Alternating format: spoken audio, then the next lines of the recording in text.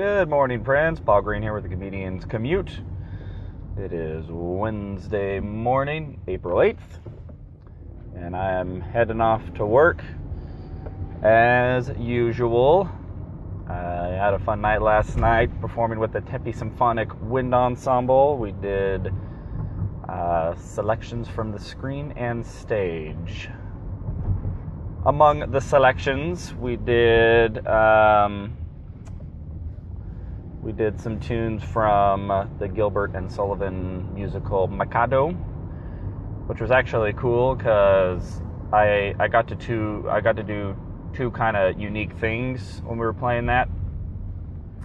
In the second movement, it's this kind of like slow, kind of waltzy, fun little number, and the last note of that movement, in the percussion part that I was playing, which was triangle, so I was playing this little delicate triangle part the whole movement, and then at the very end, my part calls for a songbird whistle, and so the last thing that happens is it's this kind of bup bup bup bup bup bup bup bup bup, and then I go and I play this songbird whistle, and the whistle we got was actually super loud. It was pretty awesome. You could it was like, what's up? I'm here. I'm playing a songbird whistle, yo. So that was fun. That was the second movement. And then the third movement is called How to Do. And any of you familiar with Mikado, you might actually know these tunes or what I'm talking about. I had never heard of it before I did this concert. As a matter of fact, I didn't even actually listen to the actual musical until after the concert last night because I was kind of curious. I'm like, what was I playing? So in the second movement, it's called Here's a How to Do. And so it's just wind ensemble though. We're not singing, we're not doing lyrics or anything. It's just wind ensemble arrangements of these pieces. So all the melodies and stuff are just played on other instruments. But on this song, it's kind of this fast little bouncy song. And then near the very end, there's this part where the band is like building up, and then it just breaks. And then I got to say at the top of my lungs, here's a pretty how to do. Which is kind of fun because, you know, it's like a orchestral band concert, and you're not used to hearing actual spoken words. So they're listening, and then all of a sudden there's a break, and then some random guy in the back going, here's a pretty how to do, which I did. That was the accent that I used. My band director told me to do like a British accent like that, but then when I watched the actual musical, it's like an Asian musical. I hope that's politically correct. I think we can still say that.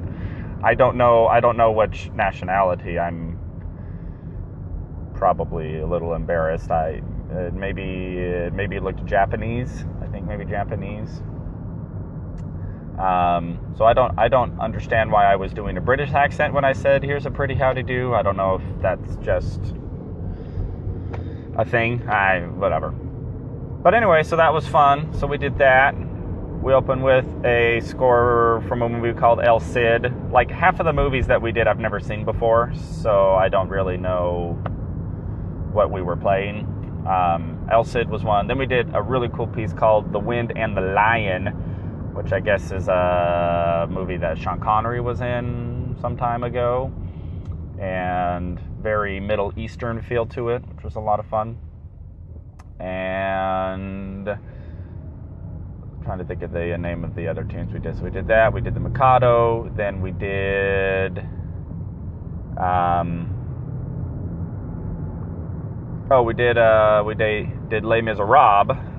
So obviously I know that one. We did a really cool kind of medley arrangement of that, which was cool.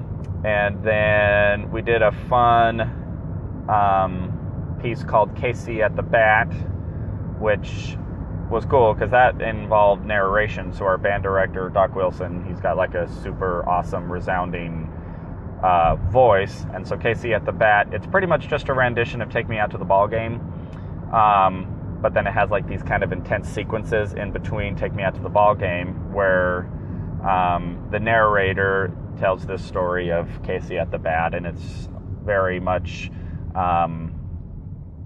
just Americano baseball, this baseball player and building up all the intense baseball scenarios that we're all used to. And then, the band builds as the narrator is talking about Casey was about to hit and the bases were loaded and blah, and that whole thing. I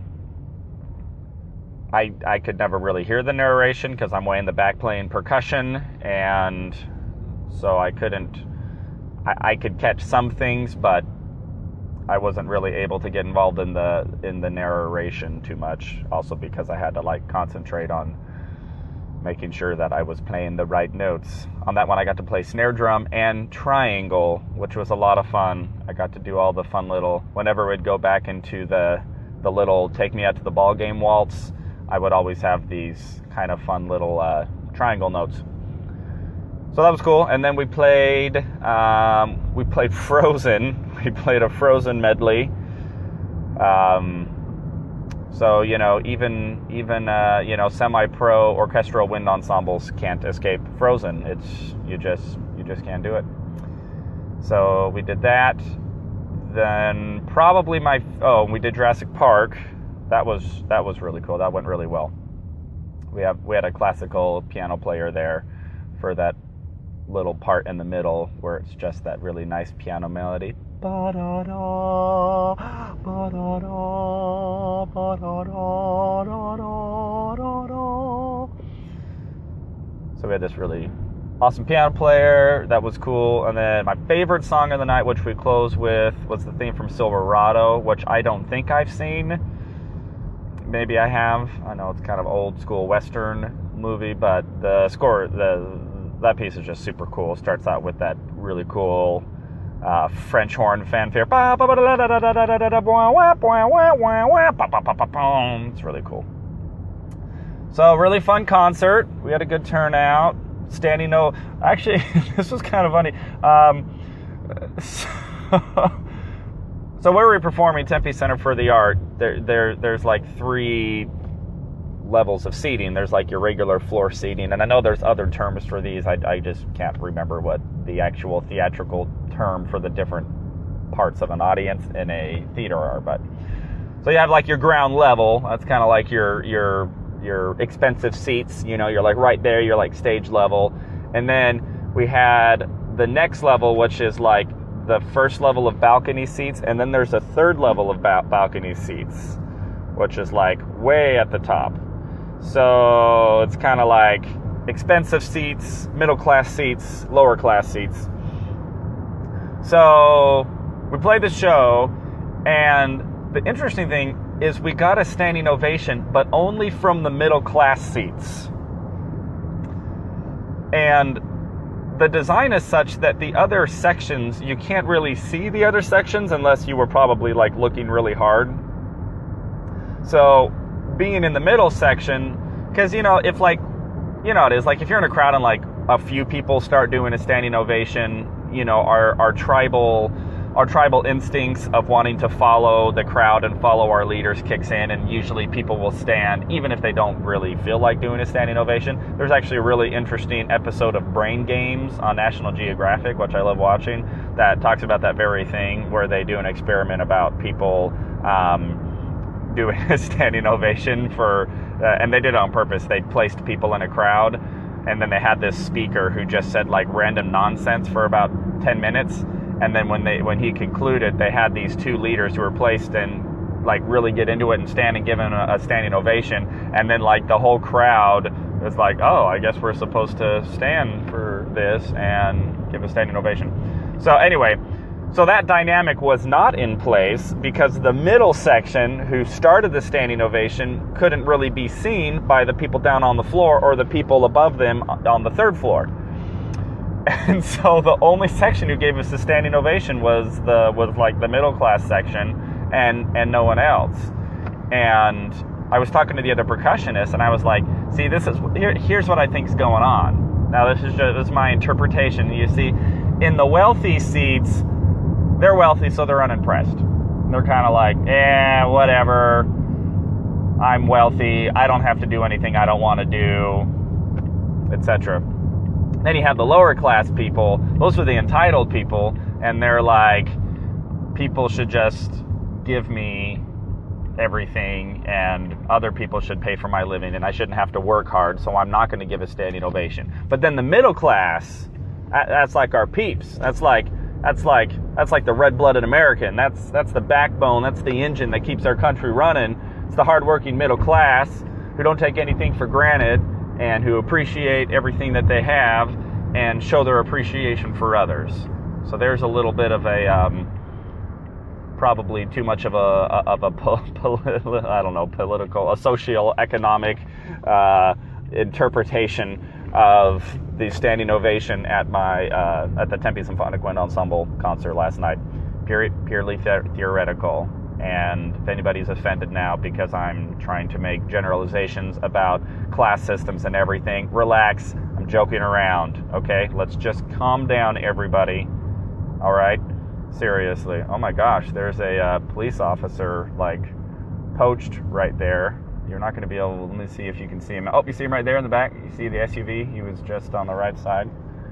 It's a good thing I was driving the speed limit. Oh, and good timing for that police officer being there because a school bus just pulled up on the other side of the road here, and so I had to stop. So, oh my gosh, there's a kid dressed in an all-out Captain America costume over there. He's got a little shield and everything. Oh my gosh, I gotta try to show you this. Let me see if I can. I don't know if I'm gonna be able to show you that. I can't see where I'm looking, but hopefully you can see that there's that Captain America kid. I'm sorry, I'm on the front camera, so I can't actually see where I'm looking, but hopefully I got the Captain America kid in the screen there. It's not Halloween, it's April. It is April 8th. I didn't realize that April 8th was a Captain America. Is the Avengers movie? Is that I think there's an Avengers movie coming out, but it's like a Wednesday. It's Wednesday, April 8th. And what parent lets their kid wear a all-out Captain America costume? I'm sorry. I'm not going to criticize. I don't have kids. You should never criticize parenting if you don't have kids your own. I don't know what the family's going through. I don't know what the kid's going through. Maybe he just needed to wear a Captain America outfit today. It was just important to him. Who am I to say, whatever. That it happened. I saw it. That's what it is. All right. Well, this has been Comedians Commute. I am pulling into my work. Thank you so much for listening. You can visit me at comedianscommute.com or paulgreencomedy.com for all of my loveliness and comedianness awesomeness. Have a great day.